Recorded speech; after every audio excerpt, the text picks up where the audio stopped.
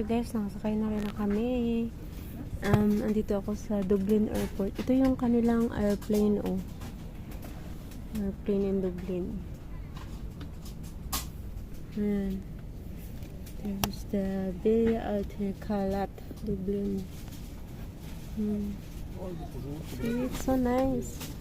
Medyo malaki din yung airport nila, guys. Yan, international airport nila dito sa Dublin. Ay, thank you Lord, nakasakay na rin.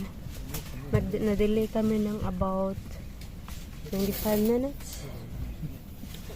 Ito yung sasakyan namin ng Airbus A320. Ayan, yung airplane. That's the airplane, guys. Laki, diba?